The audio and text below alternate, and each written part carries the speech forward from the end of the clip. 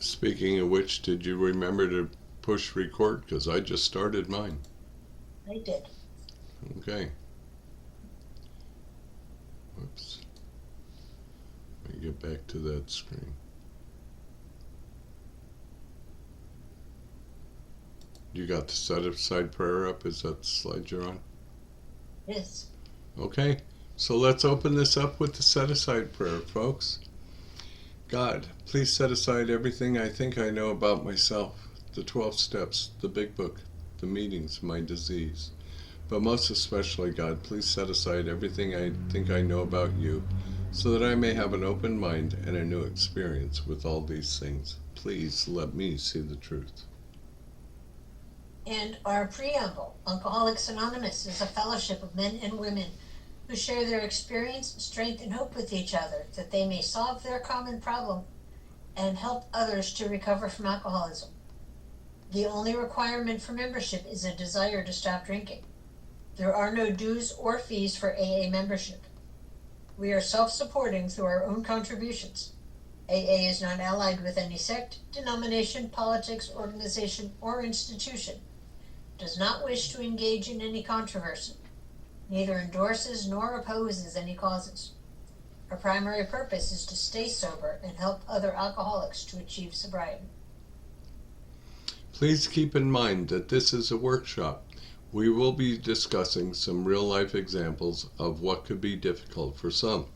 While questions are encouraged for clarification, we do not expect any specific discussion to encroach on topics that should be saved for your sponsor or for a one-on-one conversation. Feel free to take notes as we go along. This workshop should not be used as a platform for your fifth step. And before you change that slide, Trish, some of the topics we talk about are real life, and sometimes they're a little uncomfortable, but one of the things about us alcoholics, we try and stuff that stuff down or keep it hidden, but once we discover the truth about it, we can begin to heal.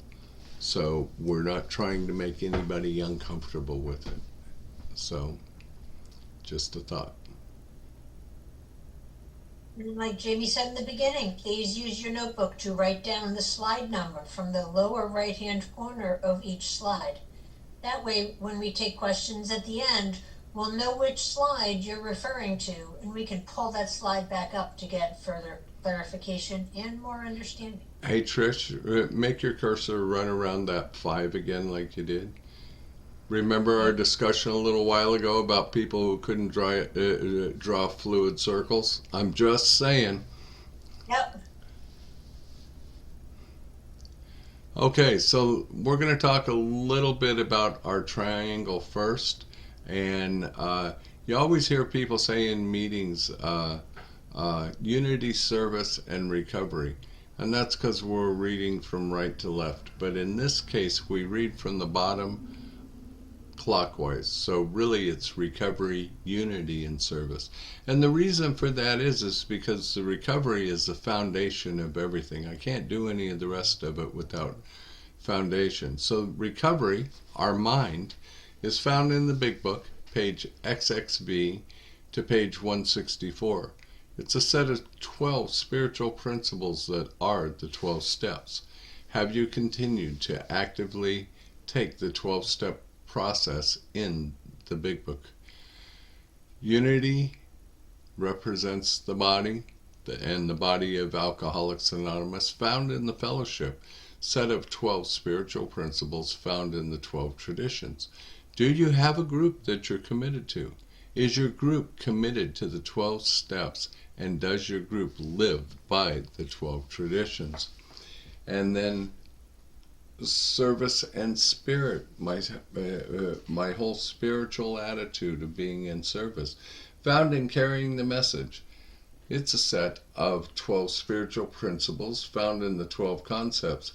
This applies from the group level through the whole service triangle, which is an upside down triangle in Alcoholics Anonymous. The groups are at the top, New York is at the bottom, through the GSO service structure. Are you working with others taking them through the 12 steps. And while this is a 4th step workshop, it's always good practice to review the foundation of steps 1, 2, and 3. So because of that, we will be reviewing some hot spots to be sure that our foundation is intact before we start step 4. Through the information we read in the doctor's opinion, along with the first 44 pages, we are given the information we need to self-diagnose our alcoholism. Only 51 pages in all lead us to this decision. This is step 1. And step 1 from our book Alcoholics Anonymous on page 30. It says, we learned that we had to fully concede to our innermost selves that we were alcoholics. This is the first step in recovery. The delusion that we are like other people, or presently may be, has to be smashed. Bang! Being convinced from page 60 of our big book, and we look at the ABCs in just a slightly different context here. A, am I convinced that I am an alcoholic and that my life is unmanageable? Step 1. B, am I convinced that no human power could have relieved my alcoholism? Still step 1. And C, am I convinced that there is a power greater than my own power that can and will relieve my problem? A and B, step 2. And now we're going to go to page 50 and 51 in our book, the chapter We Agnostics. And this chapter is a pathway, like Jamie talked about with the emotional baggage. It allows us to let go of old ideas and old beliefs and old behaviors. And it opens our heart and our mind to finding new ideas and new beliefs. So in the book it says, this happened soon after they wholeheartedly met a few simple requirements. Once confused and baffled by the seeming futility of existence, they show the underlying reasons why they were making heavy going of life. Leaving aside the drink question, they tell why living was so unsatisfactory. Then they show how the change came over them. And there again, at the end of this, in the questions, we can come back to any of these slides.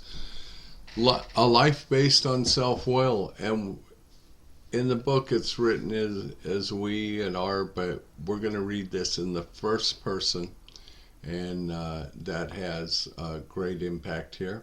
Alcoholics Anonymous from pages 60 through 62.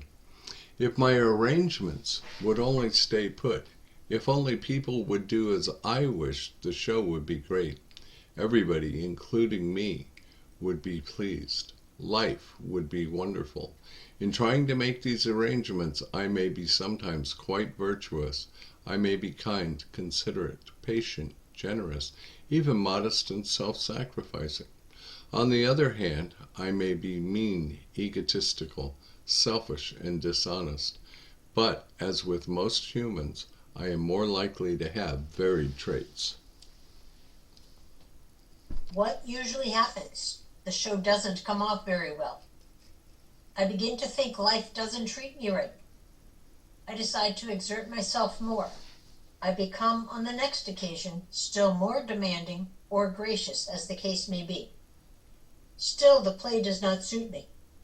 Admitting I may be somewhat at fault, I am sure that other people are more to blame. I become angry, indignant, self-pitying. What is my basic trouble? Am I not really a self-seeker even when trying to be kind? Am I not a victim of the delusion that I can wrest satisfaction and happiness out of this world if only I manage well? Is it not evident to all the rest of the players that these are the things I want? And do not my actions make each of them wish to retaliate, snatching all they can get out of the show? Am I not, even in my best moments, a producer of confusion rather than harmony? Continuing, am I self-centered, egocentric, as people like to call it nowadays? I am like the retired businessman who lolls in the Florida sunshine in the winter, complaining about the sad state of the nation. I am like the minister who sighs over the sins of the 20th century. I am like politicians and reformers who are sure all would be utopia if the rest of the world would only behave. I'm like an outlaw safecracker who thinks society has wronged him.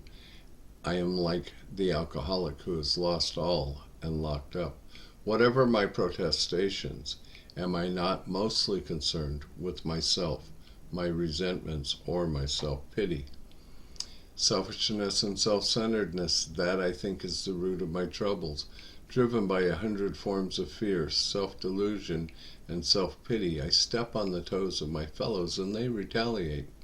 Sometimes they hurt me, seemingly without provocation, but I invariably find at some point in time in the past I have made decisions based on self which later placed me in a position to be hurt.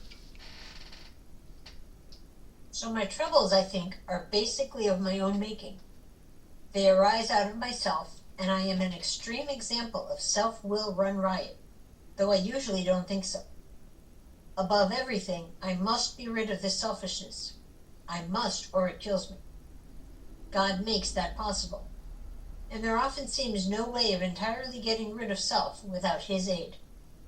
I've had moral and philosophical convictions galore, but I could not live up to them even though I would have liked to. Neither could I reduce my self-centeredness much by wishing or trying on my own power. I had to have God's help. This is the how and why of it. First of all, I had to quit playing God. It didn't work. Next, I decided that hereafter in this drama of life, God was going to be my director. He is the principal, I am his agent. He is the father, and I am his child. Most good ideas are simple, and this concept was the keystone of the new and triumphant arch through which I passed to freedom. Now that the book has given us ideas that our problem is based in self, we need a pathway toward finding out what our selfishness, self-centeredness, fears, and delusions are. This comes from the process of the 4-step inventory. The first 3 columns are centered around our resentments and how long they affected us. Everything after that looks at our own thoughts, actions, and patterns. This is a discovery process of who we have become. So, how? First of all, I have to quit playing God. And why? It didn't work. So, before we take a closer look at our 3rd step prayer, all of those pages 60 through 62, as I do this 3rd step prayer, is it possible that some of those things, that selfishness and self-centeredness, being the writer and actor and director, is part of what I'm asking God to relieve me of, some of those behaviors through this prayer? So our 3rd step prayer is found on page 63, and it says, God, I offer myself to Thee, to build with me and to do with me as Thou wilt. Relieve me of the bondage of self, that I may better do Thy will. Take away my difficulties, that victory over them may bear witness to those I would help of Thy power, Thy love, and Thy way of life. May I do Thy will always. And that part of relieve me of the bondage of self, if I have found any of that in pages 60 through 62, and this other part, take away my difficulties, because those things are difficult for me, the victory over them may bear witness to those I would help. Are those some of the things that I'm trying to ask for through the process of this prayer? I want to make a note here that there is no amen at the end of this prayer. And generally, amen means that a prayer is finished. We won't get to the amen until we get to the 7th step prayer on page 76. So what this does for us is it is the beginning of our relationship with that higher power, God, whatever you want to define it to be for yourself. I will tell you, please don't let the God words scare you. Your God does not have to look like my God, and the freedom and responsibility that we are all given with this step is it just means that you find a power greater than yourself that will work for you. And it is the journey now that's going to make all the difference. Go ahead, Trish. So now we're going to look at the three aspects of a relationship with God, or that higher power as we understand him for ourselves. The actor and the director. A director runs the show. The actor listens for direction. On my own, have I failed to provide what I need to be okay? And am I ready to make the decision that hereafter God will direct my life? Principal and agent. An agent represents who the principal or employer would have them be. Have I failed to be the person I would have me be? And have I failed to make others who I need them to be? Am I ready to make the decision that hereafter I will represent who God would have me be? And father-child. A child trusts their father can provide what they are incapable of doing on their own. Have I failed in directing my life on my own power? Am I ready to make the decision that hereafter I will trust that God will provide what I need? Go back to that slide for just a second, Trish. Just a quick comment on the top one, the director and actor. You know, God directing my life simply comes through prayer and meditation, journaling, listening to others that know how to do this when I don't. And it's really very much just that simple. The protection and care of God as I understood him. God cares about me. He's not trying to demand and micromanage my life. I have free will. And when I pull that free will into alignment with God's will, that's when it's rightly used. Okay, Trish. So, this is what a 4-step workbook actually looks like. There's all kinds of them out there. Hazelton makes them, and all kinds of people make them. But a pencil and a tablet become your best friends. There are many 4-step workbooks available. However, the 4-step was never meant to be a check-the-box inventory. The instructions in the big book always say, referring to our list, which we have written in detail. And before I begin, and all throughout the process, I'm going to pray something like this. God, please help me see the truth about the things in myself which have been blocking me from you. So, what we're looking at here is an example of page 85. In the big book, it has 3 columns, but we're just going to start off with the first 2 columns here. We're going to ease you into it. And the thing about this page, most people look at it and they think that's the entirety of the 4th step, but it's not. If we continue to read on through the next pages, we get more instruction.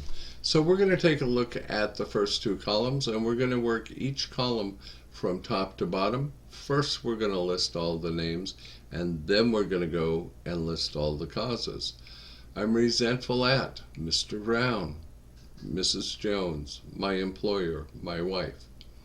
The cause, Mr. Brown's attention to my wife. He told my wife of my mistress, and Brown might get my job at the office. Mrs. Jones, she's a nut. She stubbed me. She committed her husband for drinking, and he's my friend, and she's a gossip. My employer is unreasonable or unjust, overbearing, threatens to fire me for drinking, and padding my expense account. And my wife, she misunderstands and nags me like Brown and wants the house put in her name. The reason we work this top to bottom and not left to right is because if I'm looking at Mr. Brown and then I start looking at the cause and I start stirring up all of that emotional baggage, I'm not going to want to continue. But if I make my list and I've only got 4, 5, 6 names, even if I'm stirring up that stuff with Mr. Brown, I can look back and say, oh, this list isn't that long, I can do this. And it gives me a little bit more help and motivation to keep going, even when I start feeling the pain, because I know how much I'm going to grow when I get to the other side of it. So after we complete that we're going to now complete that third column after the first 2 columns. And again, we're going to work top to bottom. And in the third column, we look at the 7 areas of self, which begin on page 64. And those are self-esteem, pride, ambition, security, personal relations, sex relations, and pocketbook. And here, when it talks about sex relations, it has nothing to do with the act of sex, but has to do more with male and female relations. How do I relate to people of the other sex? How do I relate to people who don't have my sex, but aren't the same as me, but I'm still interacting with them in my life? So I've already done my first 2 columns, because I did those on the last slide. So now working across, I'm resentful at Mr. Brown. I have the 3 different causes, the 3 resentments I have against him. Now I'm looking at, how does this affect me?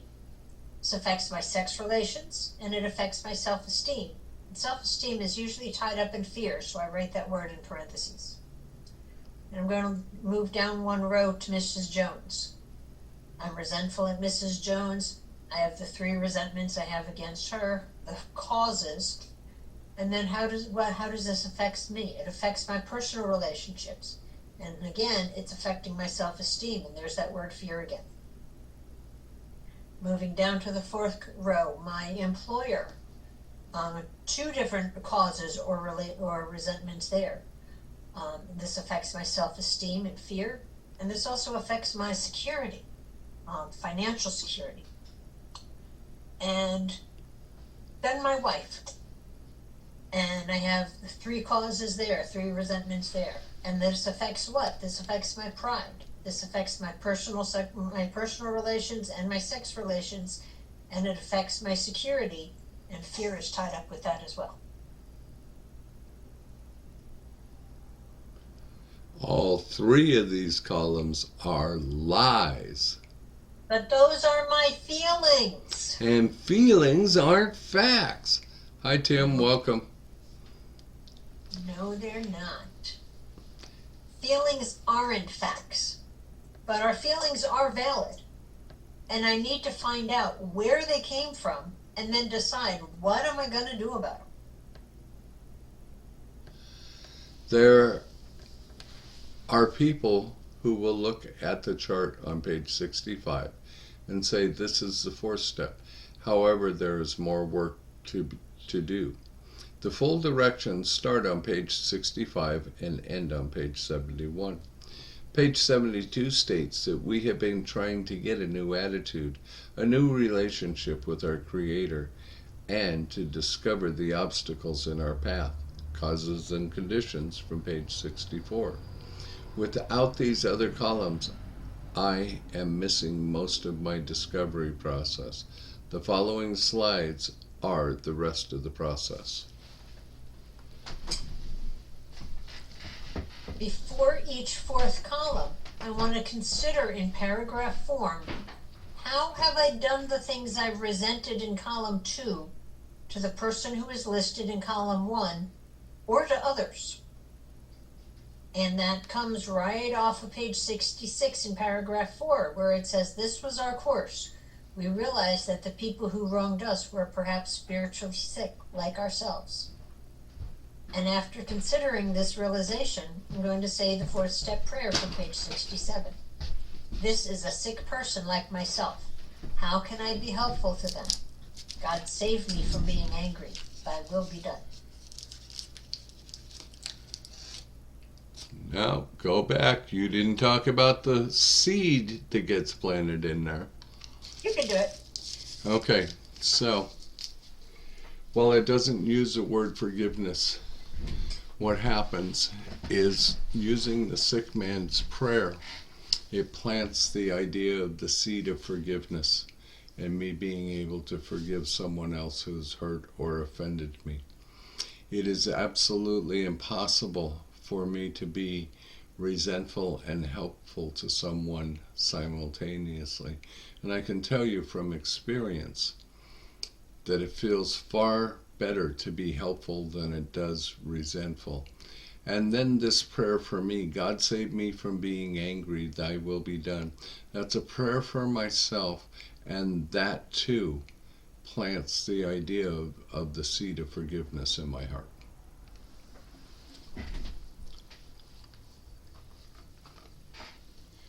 Was this my slide? Yeah, I guess it is. So, at the top of every page, we're going to write, God, please let me see the truth about who I'm resentful at. And this is our resentment inventory. Everything that you see here in red is instructional. This is what the first column from page 65 should look like when completed. These are individual resentments. Notice there are multiple resentments per person. So Mr. Brown, and the reason that we're pointing this out, folks, is because we're just mad at somebody and we lump everything that they've ever done to us in their lives into one big heaping ball of spaghetti, and it's all stuck together. So what happens when we break them down one by one, we pull individual noodles out and we can let go of smaller things, and maybe by the time we're done we can let go of the big things and forgive.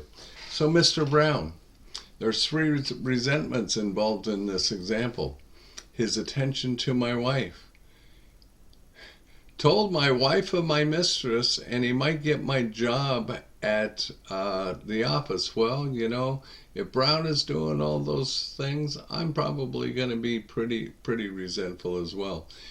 Mrs. Jones, there's 2 resentments here. She's a nut. She snubbed me, and she committed her husband, and he's my friend. That hurt me that she committed my friend. And my employer, being unreasonable and unjust and overbearing and threatens to fire. How come we're missing some words there, Trish?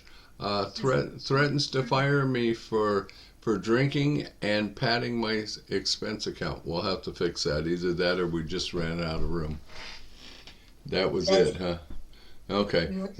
So that's a short word. That's a short form, right? So my wife is missing 2, but we ran out of room because we wanted to make sure that we could put it in there big enough that everybody could see it and so that we could read it. But what you're looking at on this form is a page that we have made up, and we have a workbook or worksheet so we can email out to you if you're interested. And if you are, just put your email in the chat and I'll get them out to you at the end. So you'll get this page as the example, what it should look like. And then you'll also get the blank page on the right-hand side. So, and that's your fill in the blank form, but it also has the directions on top to remind you, say that prayer. God, please let me see the truth. Let me see the truth about my resentments. And then it has the column for your resentments and the column for your causes. When we send this to you, you can print out as many copies as you need. The page that in this example on your screen is yellow. It will also be white because we don't want to kill all of your ink. But there'll be about 12 of these yellow pages which are really white, and then there'll also be 12 or 13 of the blank pages that you can fill in so that you can get your 4th step completed and then let go of all that emotional baggage that we talked about. So the 7. Oh yeah, it's your slide. I'm sorry. It's because that other one was kind of a twofer. Yeah, it was. It's okay. So the 7 areas of self. The 3rd column, focus, is on the 7 areas of self, and these are found on pages 64 and 65 in the big book. Our focus is on self-esteem, pride, ambition, security, personal relations, sex relations, and pocketbook. I ask myself, how do these resentments affect me in these areas of my life? And again, keep in mind, sex relations has nothing to do with the act of sex, but rather the focus is on male or female relationships, or the relationship with the partner of our choice. While pride is not listed on these pages, it is included in the 7 deadly sins, which is discussed in the 12 and 12 in step 4, page 48.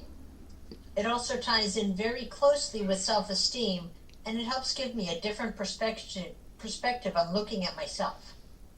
And the 7 deadly sins, just for reference, are pride, greed, lust, anger, gluttony, envy, and sloth. So, this is what the inventory should look like when it's done in the written out form. And again, the 7 areas of self from page 64 plus pride is added into that. And what we do, so we gave you the example of 3 resentments about, with Mr. Brown. We're going to write 1 page per resentment. So his attention to my wife would be 1 page, 1 resentment. He told my wife of my mistress, that would be another page and another resentment. And he may get my job at the office, that's another page and another resentment. And here again, what happens is I'm breaking them down individually rather than grouping them all together like a big stuck pile of spaghetti. And it's easier for me to pull it out noodle by noodle and get some closure on it. So this is an example using the 7 areas of self. And just in this 1 page, you can see off to the right there, first resentment is attention to my wife. So where it says affects my, this is just instructional. Keep column 1 and 2 in mind while writing column 3, reference page 65, paragraph 3. We consider it carefully. Look at the 3rd column and consider the opposite of each sentence and let the inventory reveal your fears with each of the 7 areas of self. So the first area of self is my self-esteem. How do I see or feel about myself? Well, hey, let's face it, when we get to Alcoholics Anonymous, we're not feeling too good about ourselves. And sentences start with, and the example is, I'm the best husband she could ever have. I'm the best breadwinner there is. So what's the fear associated with that? And I want to talk about those fears for a second, because most of us just write down the word fear, but we don't define the fear. Right? So let's define the fears and we'll have a greater understanding of what the fears are, and we'll get into that a little later in the trail of fears. But I've got a fear of not being good enough, a fear of things, of him stealing my wife. Pride. How do I think others see or feel about me? Well, you know what? The truth is that's really none of my damn business. But the role, what it really is the role I have assigned my life in your life or their lives. Sentences start with others should or others should not. Examples, others should not pay so much attention to my wife. What's the fear associated with that?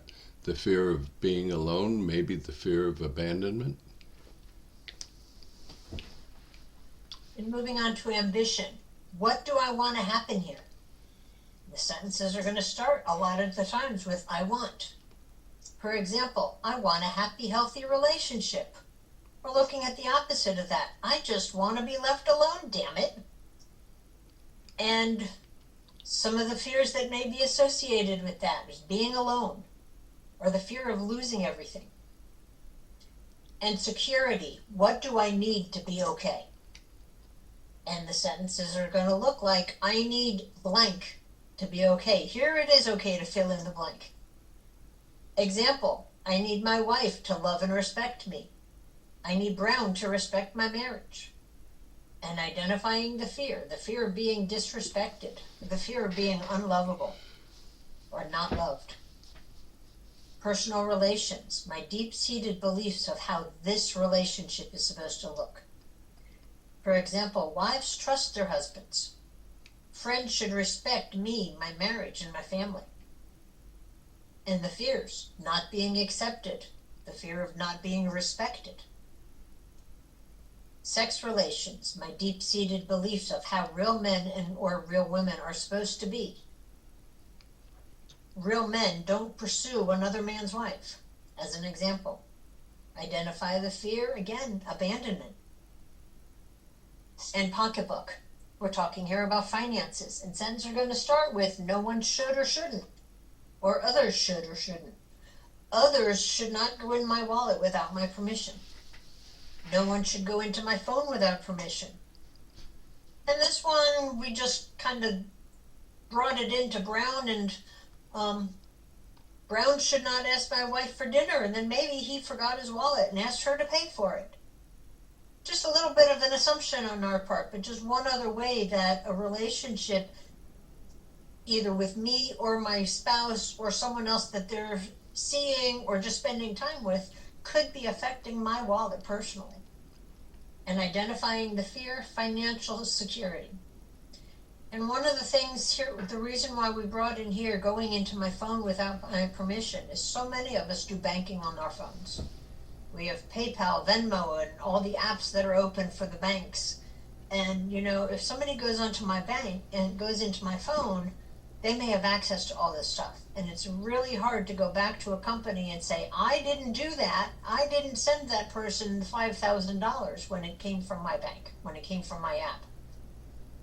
So if somebody is asking to use my phone, I want to make sure I can trust them first. Or make sure that I'm close by so that they can't go ahead and take money out of my account when I'm not looking. Because that does lead to that financial security or insecurity. Tim? And again, oh, yeah, go ahead, Trish. Again, the yellow page that we have filled out as an example, and on the right-hand side, the blank, the white page that in our workbook you would just fill out however much, whatever applies in each section. And one of the reasons, even though in the book it talks about the first column, second column, third column, fourth column, is I know for me, the first time I took this step, if I'm working everything in columns, when I ran out of space, I stopped writing. Simple as that. I have no more room. I must be done writing. There's nothing else there.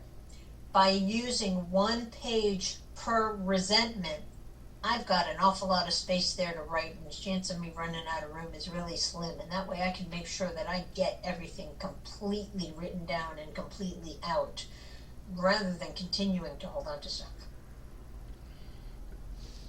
Tim, before you got here, we announced this.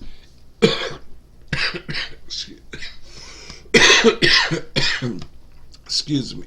We didn't announce the cough and joking. Trish, tell them about the page and screenshots and page number. If you can go, feel free to take screenshots or hold your phone up if you're on the computer and take pictures if you want to. We also, what you're looking at right now is a workbook or worksheets that we came up with ourselves. Pretty much the same thing you're looking on the screen, except it's blank. You'll have the example page, and you'll have the white sheet that's blank, but the yellow page, we took the yellow off the background so it doesn't kill your printer ink. So that so as you're writing on what you're looking at right now. And if you'd like a copy of that, just pop your email into the chat to me and I will email that out after we are finished. He already put his email in, but at the bottom right-hand corner is a page number, so when we go for questions, if you want to come back to a page, we can bring it back up and elaborate on it. Okay. All right, thank you. Absolutely. Fourth column worksheet. This is where I discover my defects of character and shortcomings. The directions are found on page 67, paragraph 2 in the big book. Use one page per individual. Resolutely look for the harms that I have done to others. List where I am to blame. This will be the foundation for my 8-step list. This form may need to be modified for institutions, say like the prison system or police officers or the court systems. It may need a little modification, and that's easy enough to do. I continue to recognize my fears. The direction for our fear inventory is found on page 68. So, our fourth column worksheet. And like every other page we have on the top, we have listed, God, please let me see the truth. We're asking God with that prayer into the process and to show us what it is he wants us to see. One thing that I always notice with my fourth step is I'm always coming back to it. I'm going to have everything written down in my fourth step that God has prepared me to look at right now. And if something comes up to me in conversation a year down the road, a month down the road, and I forgot about it or didn't think about it doing my fourth step, doesn't mean my fourth step was wrong or incomplete. It just means that now at this point I'm ready to look at whatever it is. And when I was working on it before, I may not have been ready for that. So God will keep revealing to me things. So I may have to come back to this stuff a few times just to work through some of these resentments that I all of a sudden realize, hey, I still have this. I'm carrying. I didn't think about this when I was doing that. But this allows us to continue this work so that we can slowly let go of everything and find out the truth about me and find out the truth about what's blocking me from God and what's blocking me from other people. So the realization here is, how have I done the things I resented in column 2 to the person I listed in column 1 or others? Or in other words, if I'm looking at that resentment list and I'm mad at you for doing something, I've also got to look at me and realize I've done some of these same things, either to you or to other people. So I'm looking at the resentments and recognizing that, yeah, I'm mad at you for doing it, but I've done it too. So where have I been self-seeking? And I want to look around the entire resentment. What did I do? Where was I to blame? What were my selfish actions or activities? What was my selfish behavior? Who did I affect? And who else did I pull into this drama? And what happened in this case is I placed blame. I acted out. I called your boss to tattle because he's already mad at me. Now I'm going to make him mad at you too. I said I was going out with my friends, but really I was going out to get laid. Where had I been selfish? And this is the selfish thinking that comes from that self-seeking behavior. Where was my thinking while I was doing that self-seeking behavior? I demanded to get my own way. I was filing divorce papers in my mind while we were in bed. I had it all planned out. You were going to pay and I was going to cut you off. And again, folks, this column is all about the discovery of what our defects of character actually are.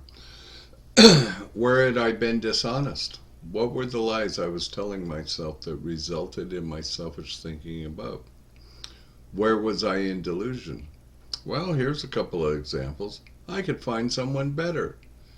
You would never be good enough. You didn't care about me and our family.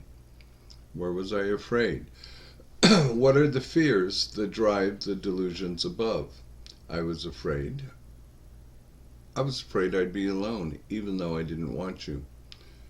Or afraid that the children wouldn't have their other parent. Or maybe afraid that I wouldn't be able to pay the bills and we were going to be homeless.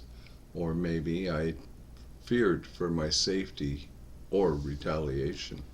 The above fears drive the dishonesty that result in the selfish attitude behind the self-seeking actions. Ties them all up very nicely in a neat little bow. It does.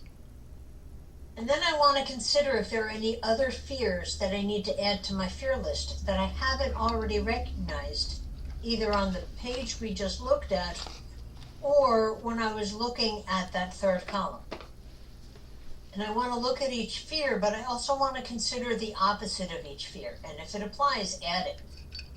Don't just look for the negatives, look for the positives as well. So for example, I fear being alone, but I also fear meeting another abusive partner. I fear being homeless, but I also fear having to move back in with my parents. I fear losing my job for the lies that I told when I was out. I fear my truth. I fear being successful, and I fear having too many friends. And then I look at the harm, and I look at what is the harm that I caused? Do I see the harm that I caused? And I want to look around each resentment. I want to look at parents, friends, employers, innocent bystanders. And by that we mean, who did I complain to who had absolutely nothing to do with the situation? If I'm mad at my husband, I'm going to call up one of my girlfriends and say, do you believe he said this? And then I'm going to expect her to take my side. And I'm just dragging her into my drama because I want somebody to pat me on the back and tell me I was right. If I'm smart, I'm going to call somebody up who's going to call me out and say, yeah, that was really a dumb thing to do. But I'd much rather call somebody who's going to co-sign my bullshit and not, rather than pointing out where that I was harming somebody, that I was harming him in whatever the action was. So I've harmed my spouse and my children with my lies. I've harmed my boss and my coworkers by not showing up for work, and they had to cover for me. I've harmed my relationship with other family members. I've harmed my credit and financial status due to my selfish actions, and if I have a co-signer, I've also harmed their credits and financial status as well. I've harmed friendships by complaining about my spouse to them. Go back to that page for just a second, Trish. So again, folks, all the directions for this are from page 65 to 71, just 7 short pages in all. However, what we have done here is we've just tried to give a little more detail of what it should look like when it's done, the kinds of things that we're looking for, and all of this is based on the directions in the big book. Okay, go ahead. The fear inventory. Read the big book from page 67, third paragraph. Notice the word fear and read it to page 68, third paragraph, to outgrow fear. List all the fears. Make a graph, or as it talks about in the book, we feel that it should be bracketed. So that's kind of what the graph is. It is a bracket of columns, and use the fear inventory template. We will focus on the first column, then we will look at each row individually. Take all your fears you wrote in your inventory and make one single list, first column. List each different fear only once in the first column. Why do I have this fear? Look all around each fear. The next slide will show you the trail of fears by looking at the fears hidden behind each fear. Reference page 68. We reviewed our fears thoroughly. We put them on paper even though we had no resentment in connection with them. We ask ourselves why we had them. Wasn't it because self-reliance failed us? So here's an example of what we call the trail of underlying fears, or the trail of fears. I fear not being good enough, and that was a biggie when I came in. I felt I was never going to be good enough for anything or anyone. But what was actually hiding underneath the fear of not being good enough was I feared I wasn't going to be wanted. So then I had to look at, I fear being unwanted. And what was underneath that was, if I fear I'm unwanted, I fear I'm going to be alone. And if I fear that I'm going to be alone, that's because I fear the emotional pain of being alone. And I fear sitting in that emotional pain, because if I sit in that pain long enough, I fear I'm going to drink again. And I fear drinking because to me, to drink is to die. And I fear dying because I fear the unknown, and I don't know what dying really means. And I fear the unknown because I fear there is no God. And I fear there is no God, so I repeatedly trust my self-reliance, even though I fear and I know that self-reliance has failed me. But wasn't I trying to kill myself anyway with this self-reliance? And is this just alcoholic insanity? And is this just one other way of how I need to think that drink through? Am I setting myself up for a drink when I'm drowning in my fear? And then this is the template that would come along with the worksheets that we send out. It's just symbol graph, rows and columns. So going down that first row, you would list all of the fears that you discovered in your work so far. And even if you have the same fear written that you found multiple times, you'd only list it once. And then, just like when we did our first two columns, we're going to work top to bottom and then left to right. So first I'm going to do that first column, and then I'm going to do it all the way across. And what you see all the way across is what was on that last page. I fear being not good enough, and if I'm not good enough, I fear I'm going to be unwanted. I fear being unwanted because I fear being alone. And I follow that all the way to the fear that there is no God. And this is just one example of the trail of fears.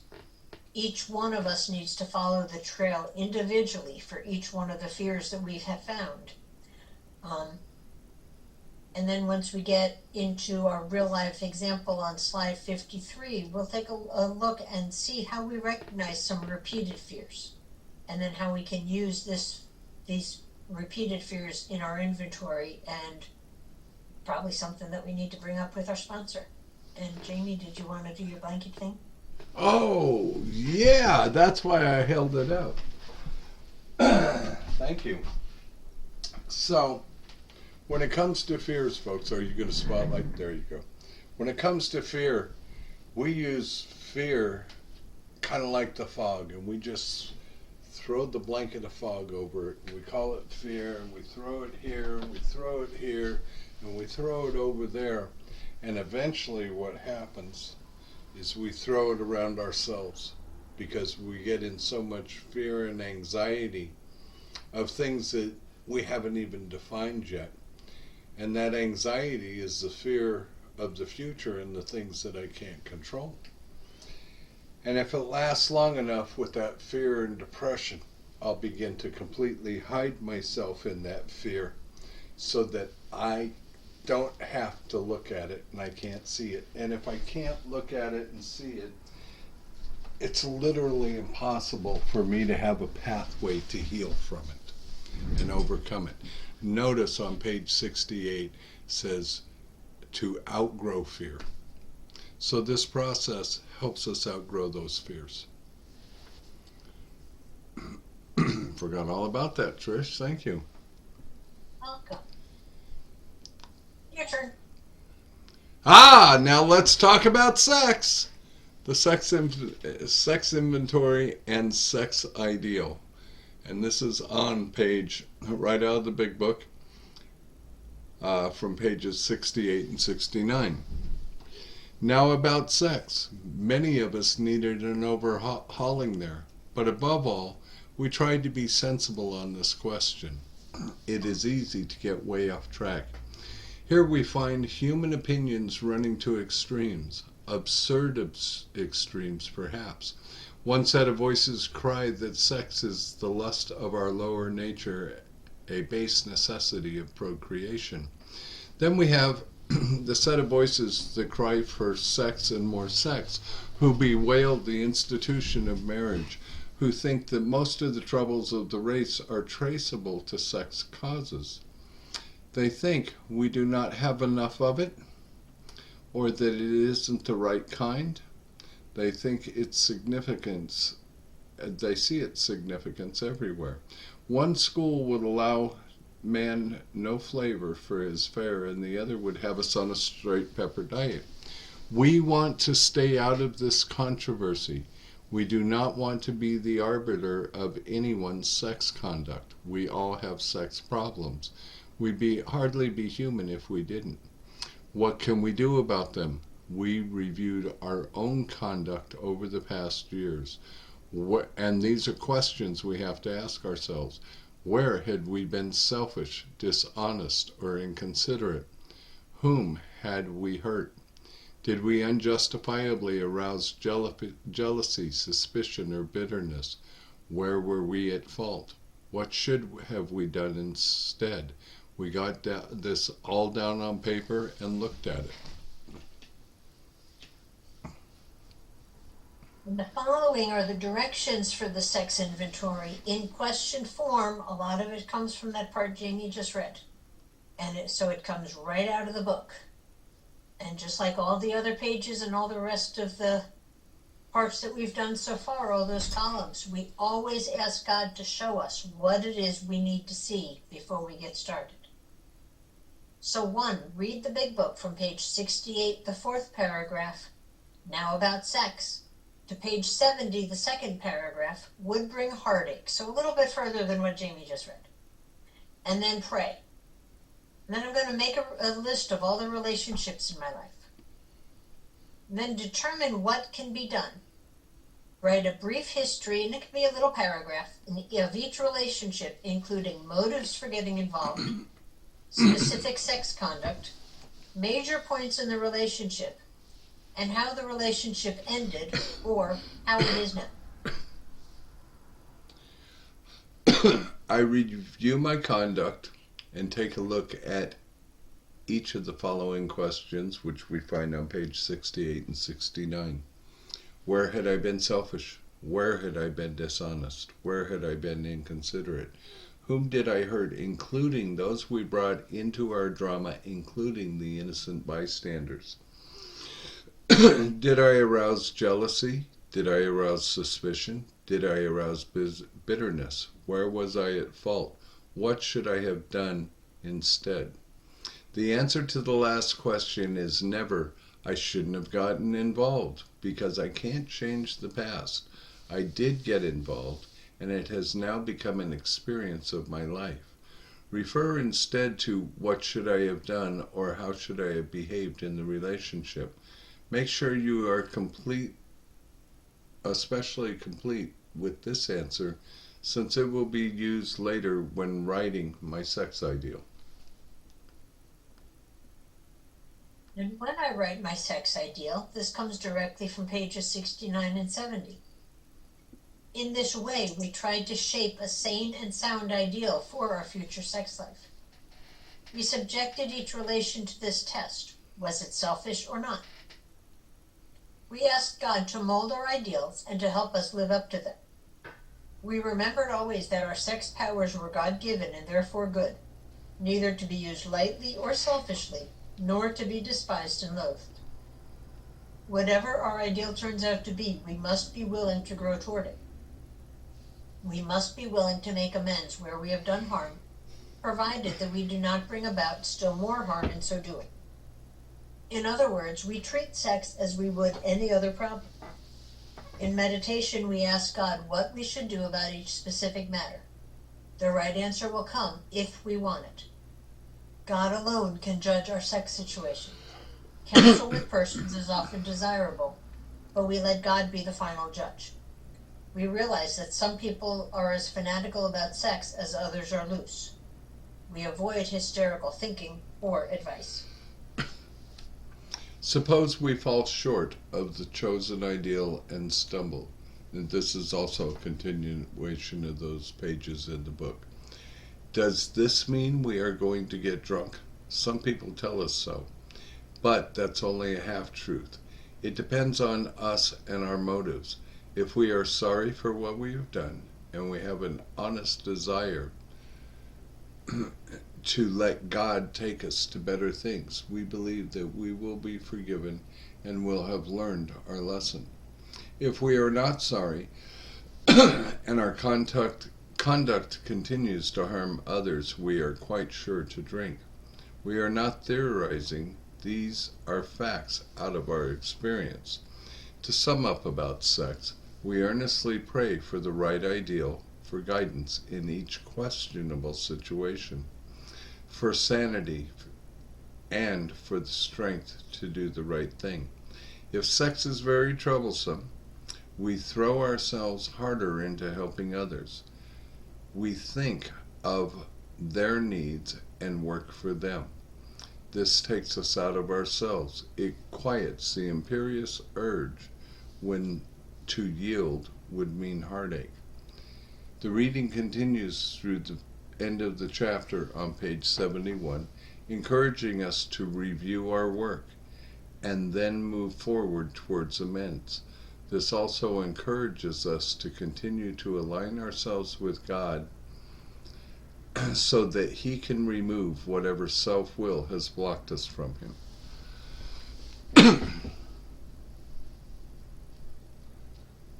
Okay, and that ends our examples. So now the following slides are a real working example of a fourth step inventory. It follows the first person in column 1 all the way from the first resentment through all 4 columns, discovery along the trail of fears, and ending with the sex inventory and sex ideal. It takes us through the entire inventory process starting on page 65 to the end of 71 and completes step 4 on this one resentment. And there's a reason that we did this, folks, because rather than just the hypothetical diagram, we felt it was important to show what a real life resentment looked like and working through the process. I can tell you it happened. It's just that simple. So here again, it's one person, one resentment. Dad. He abandoned our family and left us with nothing and nowhere to go. Use the following pages to continue with one page per each resentment. Multiple resentments would mean multiple pages. So if Dad's got 15 resentments against him, it's going to be 15 pages. But it's all going to be as simple as this. It's not that complicated. He does have 15 resentments. In this example, we're only following this one resentment. So, at the top of every page, write, or if you're using one of our papers, it's already written there. So either do what we tell the kids in school with spelling words, rainbow write over it, so that you can say the prayer, write the prayer, feel the prayer. God, let me see the truth. And here we're starting to look at the 7 areas of self: the self-esteem, the pride, ambition, security, personal relations, sex relations, and pocketbook. I'm resentful at my father. I'm resentful at him because he abandoned our family and left us with nothing and nowhere to go. This affects my self-esteem. I am not good enough for him to stick around. He loved my brother more.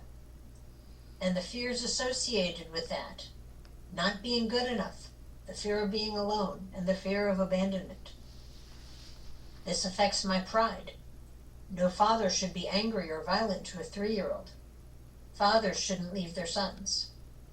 And the fears associated with that: the fear of anger, the fear of violence, the fear of being unlovable, and abandonment. So, continuing on in the 7 areas of self. This affects my ambition. I want my dad back. I want to be loved by my dad. I want my dad to be a role model. The fear associated with that is abandonment, not having a role model, not having a strong father presence in my life. This affects my security. I need to feel safe to be okay. I need to feel loved to be okay. I need to have shelter and food to be okay. The fear that might be behind that is homelessness, hunger, being hurt, alone, emotional pain, being unlovable. This affects my personal relationships. Real men don't leave their families. Real men support their families. Fear behind that, being alone, not knowing how to treat others. This affects my sex relations. Real men don't bring strange people into their homes to have sex with their families and then leave to go have sex somewhere else. The fear behind that, abandonment, sexual abuse, molestation, not being safe, fear of not knowing what a healthy relationship looks like. This affects my pocketbook. Others should not threaten my home, my food, my utilities, finances, etc. Fears behind that might look like being homeless, abandonment, going hungry, not being able to pay my bills. And notice that as we do this, there's some repeated fears showing up. And we'll expand on that again a little bit when we get to that fear inventory. So now we're going to move into that fourth column. And now I'm looking at me. And I'm finding my patterns, my defects of character, and my shortcomings. And across the top, again, it says, and I'm going to pray it and read it, God, please let me see the truth. And the realization, did I repeat or develop the same behaviors that I resented in column 2 to the person that I listed in column 1 or others? And that comes right off of page 66. Where had I been self-seeking? What were my behaviors? I acted out to get my own way. I put unreasonable demands on my mother, father, and other family members. I knew emotional drama always get me attention. I blamed you for my problems. Where had I been selfish? What was my thinking that drove those behaviors, those self-seeking behaviors? I didn't care what others had to sacrifice to please me. I constantly demanded attention. When I didn't get the attention, I accused others of not loving me. Where had I been dishonest? What were the lies I was telling myself? I would always lie. I would steal. If I got in trouble, I blamed others. I had been dishonest for so long, I couldn't even see what the real truth was anymore. And the biggest tragedy I see now is I was lying to me. Is this my page? Sorry, Yes, I turned away. Where had I been afraid? I was afraid of being caught in my lies. I was afraid that I wouldn't be loved because of my lies. And I was afraid that I would always be alone and not wanted by anyone. The above fears drive the delusions that result in the attitudes behind the actions. Consider if there are any other fears that should be on the fear list, and consider the opposite of each fear if it applies, and add it to the list. And here's an example of that. I had fear of abandonment, or fear of staying in a toxic relationship, fear of being alone, or filling my life with the wrong people, fear of too many people in my life, or fear of being invisible to others, fear of staying in a bad relationship, or not being financially stable enough to be on my own. While those ors make it look like it's one or the other, the fears could be on, but I could have both of those fears. The or is just there to separate. They're kind of opposites, but they may both still apply to me. So here's that trail of fears. And going down that very first column is the list of all the fears that I've discovered so far. I fear being not good enough. I fear being alone. I fear being abandoned. I fear being in anger, having anger used against me. I fear violence towards me. I fear going hungry. I fear being unlovable, not having a good role model, being homeless. And our list went on. But we're only going to look at this page because I don't need to read it all to you. Once I have that first column listing all of the fears that I've identified, then I'm going to start working left to right. So I fear being not good enough. Why do I have this fear? What's the fear that's underneath that?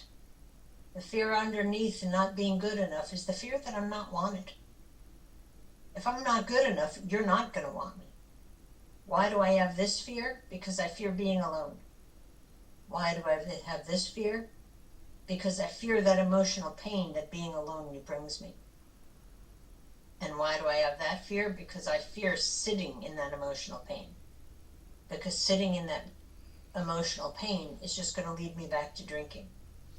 And why do I fear drinking? Because that's going to bring me either to death or insanity.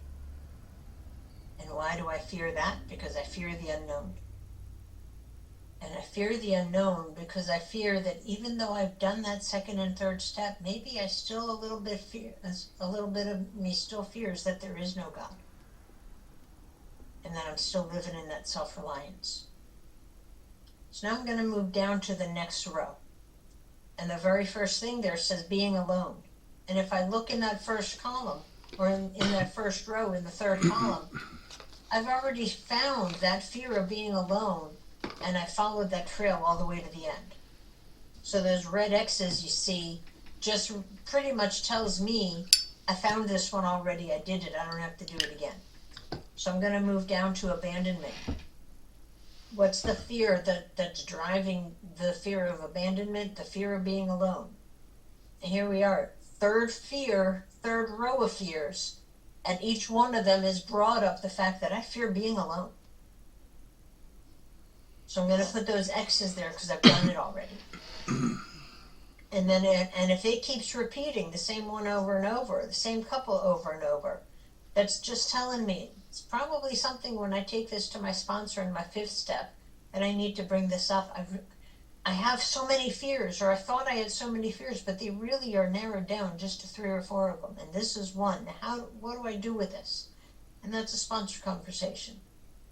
So I'm going to move down to the next row, the fear of anger. Why do I have that fear? Because it's so unpredictable. And because of that unpredictability, I have the fear because I don't know what I'm capable of. And why do I have that fear? Because there's that emotional pain again. Second time that one's come up. Moving down one more row, I fear violence towards me. Nobody wants to be hurt. But why do I have that fear? Because I don't want to be hurt. I've been here for so many years, I did it to myself. Why do I have the fear of being hurt? Because that brings me right back to that emotional pain. So now in 1, 2, 3, 4 rows, I have found 2 different fears that I've repeated 3 times. So I put those X's there just because I'm going to stop. I've already covered that one. So the rest of this page just are different ways that you could follow the fears all the way from beginning to end, or until it starts repeating again. And for me, when I did this, I noticed that while I thought I had so many fears, as I started looking at what was the driving force under it, what was I really afraid of, it really boiled down to only 3 or 4 different ones. And now when I feel that fear coming up, I feel that knot in my stomach coming up, it's easy for me now to look and recognize which one of those 5 biggies is it. It's not all this other stuff. It's the one that's really underneath that's driving me. And why am I living with that fear in my life? And how can I get from that self-reliance and take that fear, bring it to God, and then become God-reliant again?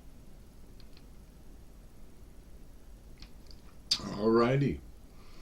Again, at the top of every page, and if you get our pages, it'll already be written there, but God, please let me see the truth about my conduct in relationships. And this is a sex inventory worksheet.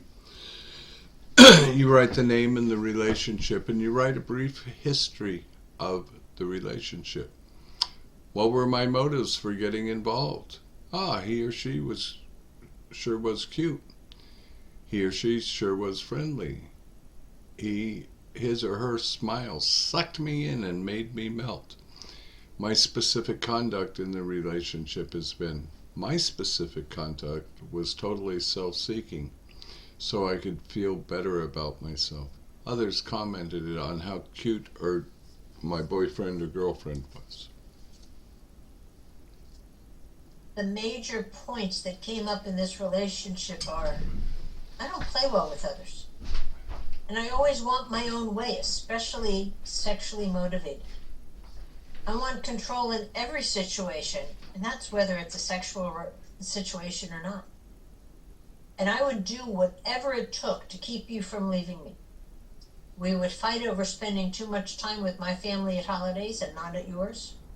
Religion and politics would always lead to another fight. Sometimes it lead to some violence too. How did it end, or how is it now? I walked away in anger because you didn't do what I wanted. Or I would start acting out. I would act in such a way that you would leave. That way, I wasn't the bad one for leaving. But the reality was the relationship on both of our parts was so sick and toxic that leaving became just a means of survival. And a footnote, after the process of taking the steps and making amends, some of these relationships do heal and become healthy friendships.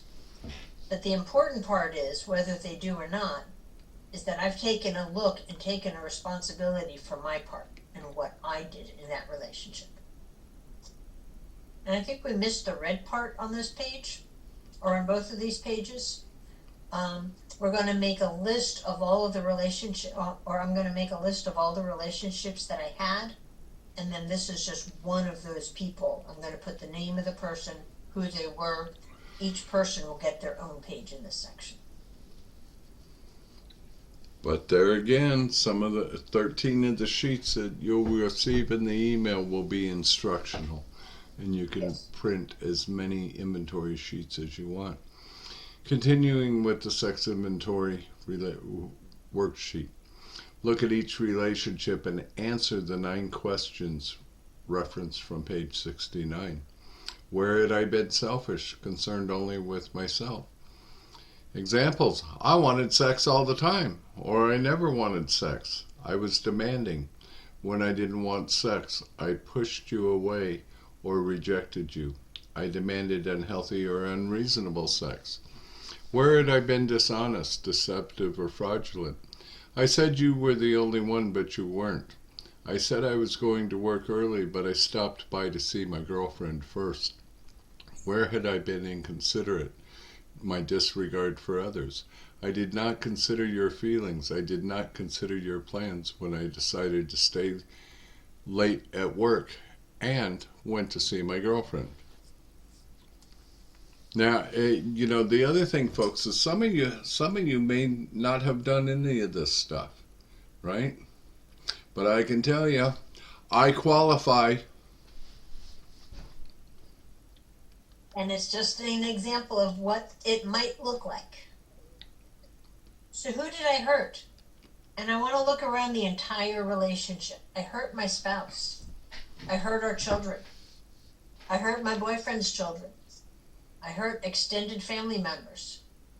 I hurt relationships at work when they caught me in my lies. I hurt relationships with friends who caught me in my lies. How did I arouse jealousy? I constantly and openly flirted with others in front of my husband. I flirted with my friends' husbands in front of them. How did I arouse suspicions? How did I make you doubt my honesty? I lied about where I was going to be and when I would be home. I would constantly take phone calls or texts when I was home, but I wouldn't let you see who they were.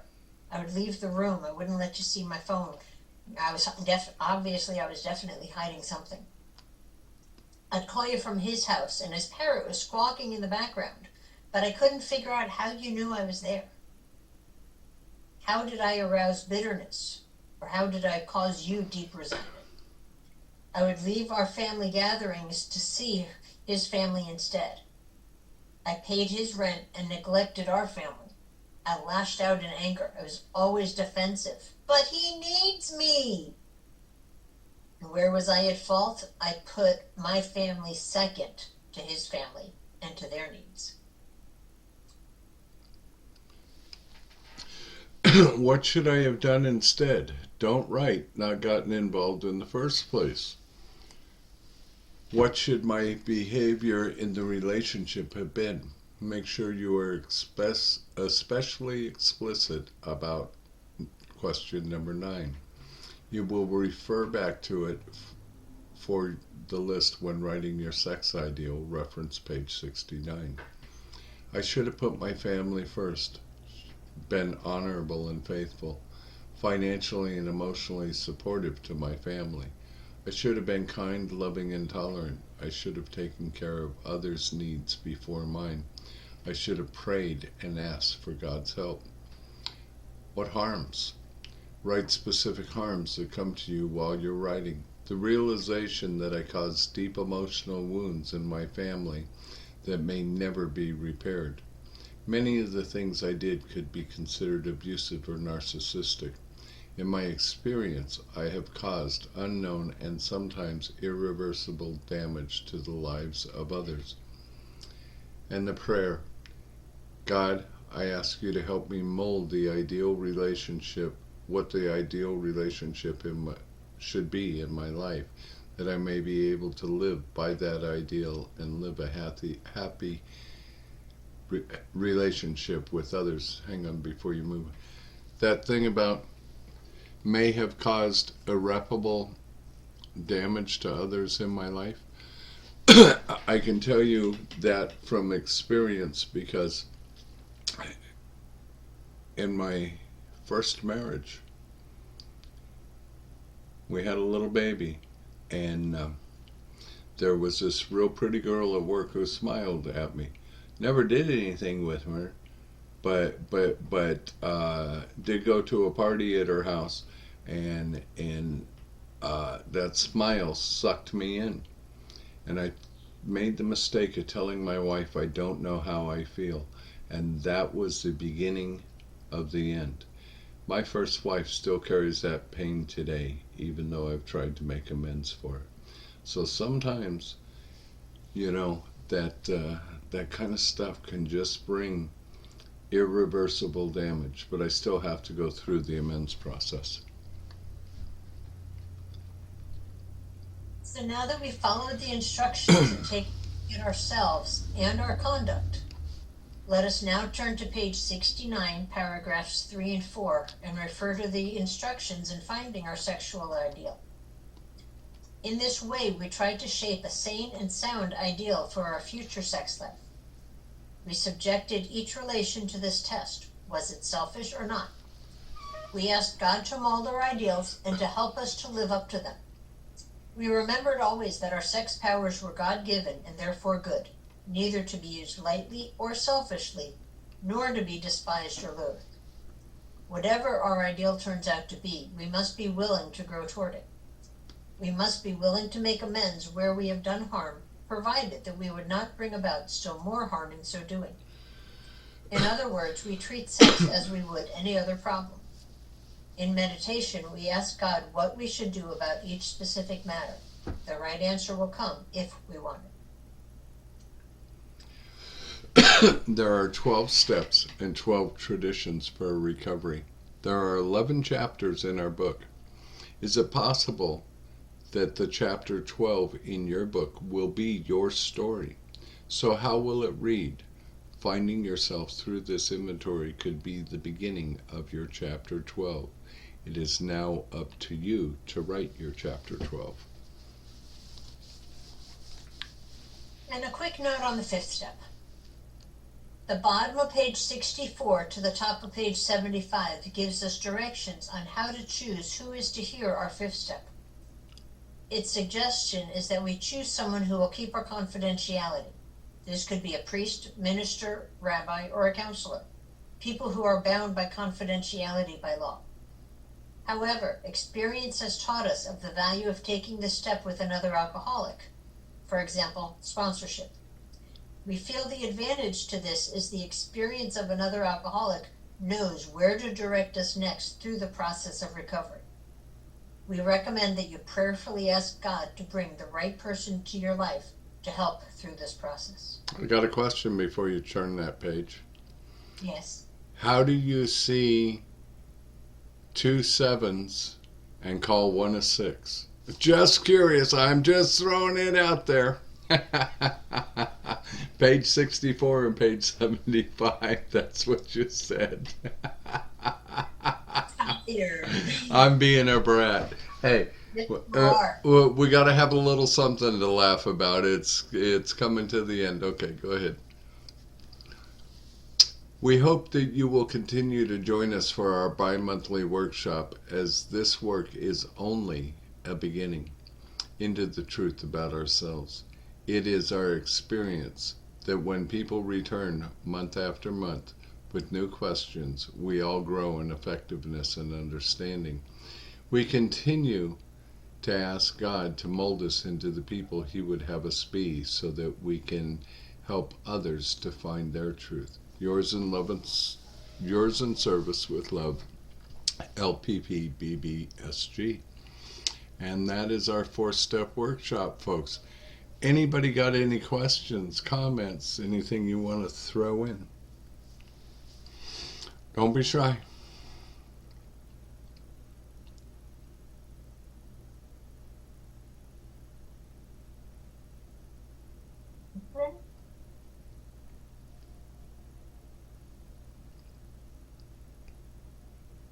Well, I will jump in then. I can definitely say that doing my 4th step this way, because I was one of those people when I came in, I looked at that chart on page, whatever it is, 65, 68. I don't know 65. page numbers. 65. Thank you. I looked at that chart and I said, that's it. That's all I'm doing. That's all it says to do.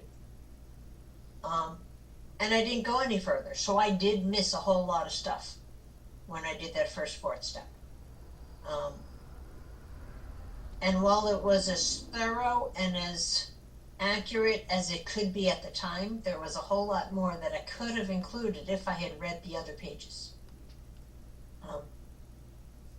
So it is good to have somebody who has done this before, whether it's a sponsor or whether it's just somebody that you know and trust in the rooms, to help guide you through the process so that you don't miss part of it and you don't continue carrying around that emotional baggage that we talked about in the very beginning.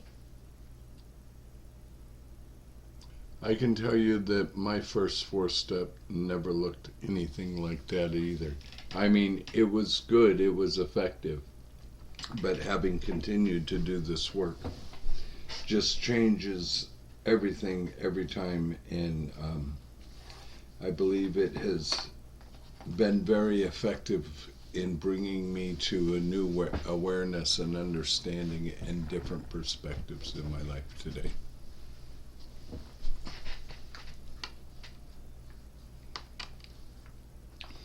And when you get your worksheets, if you have any questions, you can call me or Trish, and we'll be happy to